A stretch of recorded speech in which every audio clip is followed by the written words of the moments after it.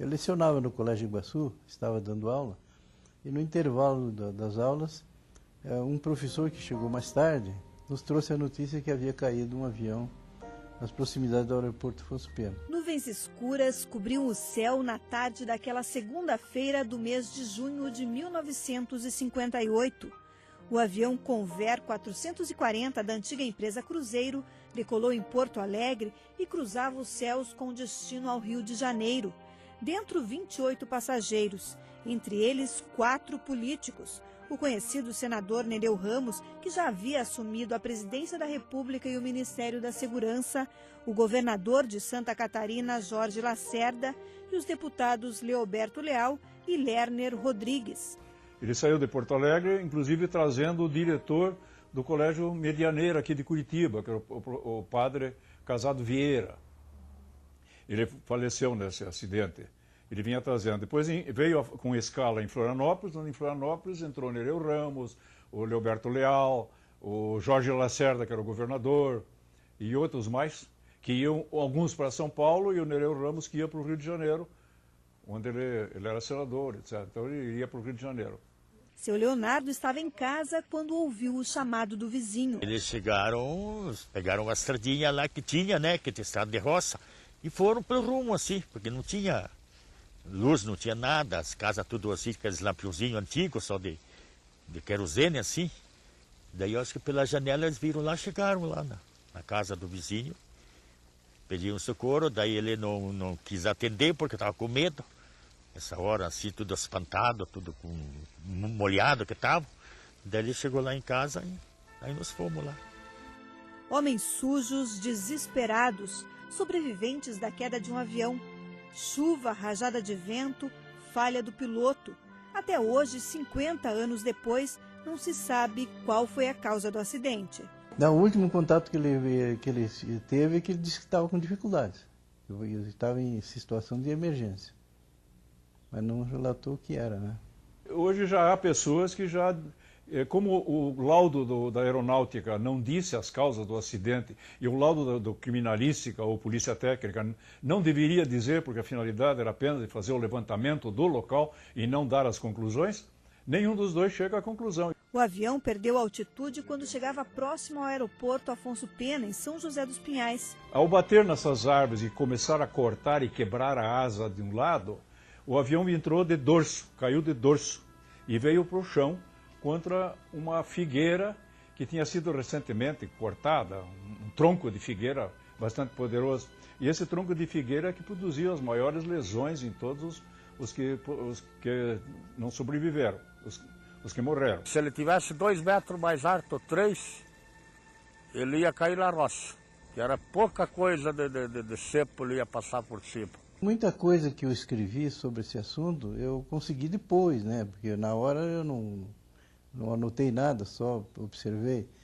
Mas eu entrevistei, inclusive, o seu Orestes, que foi essa pessoa que salvou as pessoas que estavam feridas. O seu Aldo eu não cheguei a conhecê-lo. Mas o seu Orestes relatou tudo o que aconteceu, mesmo antes do acidente, o que se passou no avião, né? Ele contou que o tempo estava ruim e que o avião não pôde descer na primeira vez, fez uma tentativa, não conseguiu, e naturalmente ele volta e faz uma nova órbita. Só que os passageiros não sabem o que está acontecendo na cabine. E muitos passageiros ficaram reclamando, né, que estava demorando para pousar, porque eles já haviam visto o aeroporto, passaram por cima do aeroporto, mas o avião não desceu.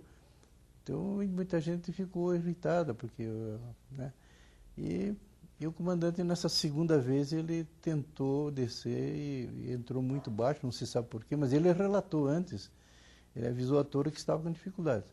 Eu entrevistei também o controlador da torre, o sargento Dinei Andrusco, que contou exatamente tudo o que aconteceu naquela noite. E quando o avião fez a segunda tentativa, eles pediram, o controle pediu que ele ficasse mais um pouco no ar, fazendo mais uma órbita, porque havia um avião na cabeceira da pista para decolar. E era um avião da própria Cruzeiro também, né? E justamente nessa órbita que ele fez, ele entrou direto na floresta, não se sabe se foi algum defeito de aparelho, o que foi, mas ele entrou muito baixo. O relato é de um dos sobreviventes ouvidos pelo seu Adil. Ele trocou de lugar, né? Ele estava sentado na frente com o senador Nereu Ramos e o deputado Leoberto Leal estava sentado no fundo do avião. Então, depois dessa primeira tentativa, certamente com aquela tensão, né? O Leoberto pediu para trocar de lugar com ele. E o Orestes foi lá na cauda e o Leoberto foi sentado do lado do Nereu Ramos. Foi por isso que o Orestes se salvou, porque na cauda o impacto foi menor. A cauda se destacou do avião e o impacto foi menor contra o solo. Né? Sobreviveu e se transformou em herói. Tirou as pessoas que estavam gemendo e gritando dentro do avião, tirou e colocou deitado no chão, no escuro, sem enxergar ninguém. Colocava as pessoas e pedia que, inclusive pedia, pelo amor de Deus, que ninguém acendesse um fósforo. Foi esse mesmo personagem quem bateu na porta do seu Leonardo. O senhor Orestes fez o seguinte, ele viu as luzes do aeroporto e andando pelo mato ele via a parte clara da iluminação do aeroporto, então ele sabia onde ficava o aeroporto. E ele andando, eles encontraram uma casinha, nessa casinha certamente as pessoas que moram ali já tinham ouvido o estrondo, né? E se ofereceram então para levá-lo até o aeroporto. E até ele foi de caminhão. O proprietário do terreno tinha um caminhãozinho e levou o senhor Orestes até o aeroporto. E lá ele pediu socorro. O perito da Polícia Civil, Hernani Straub, foi chamado de volta à delegacia assim que colocou os pés em casa. Logo depois que nós chegamos em casa, nós fomos convocados para retornar à repartição.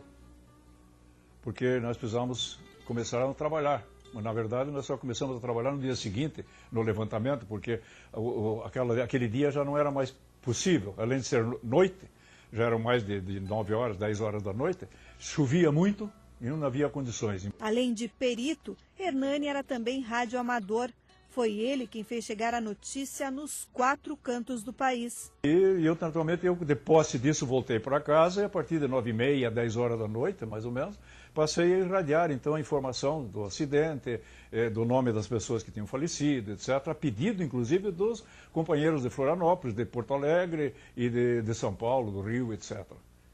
E eu tive a oportunidade, então, de transmitir todas essas notícias, que eram notícias bem fidedignas e fiéis, porque eram trazidas diretamente do local, né? Foi também só no dia seguinte que Francisco, na época um menino, ficou sabendo do acidente. A casa dele ficava a 4 quilômetros do local onde o avião caiu. Não vi nada, só o movimento que passava, os jipes aí, jipe pegou um atrás do outro e não sabia o que era. Aí, de manhã cedo que foi saber. Parou o pessoal que vinha de Santa Catarina e Florianópolis ali me perguntar onde é que caiu o avião. E eu não estava sabendo que tinha caído. Só escutava o barulho dos carros passar, o jipe. Aí que fiquei sabendo.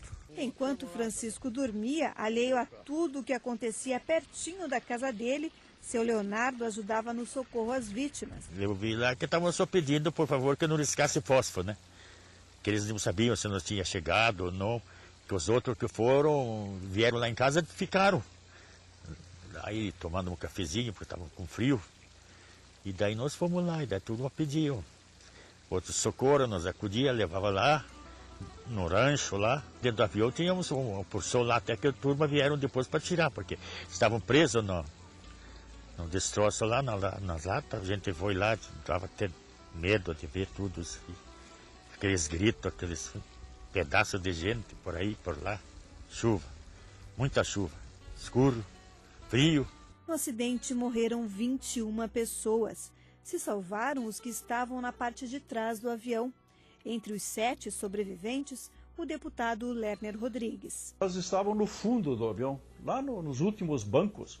E como ele teve um movimento de dorso e caiu de dorso, o leme de direção serviu de anteparo, vamos dizer assim, não é também de anteparo, serviu protegeu, enfim, aqueles que estavam presos pelo cinto de segurança de cabeça para baixo.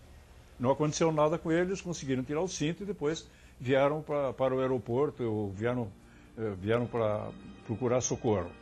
Uma cena dantesca. É essa a lembrança que Adil Calomeno tem do local do acidente. Piloto amador foi até lá movido pela curiosidade.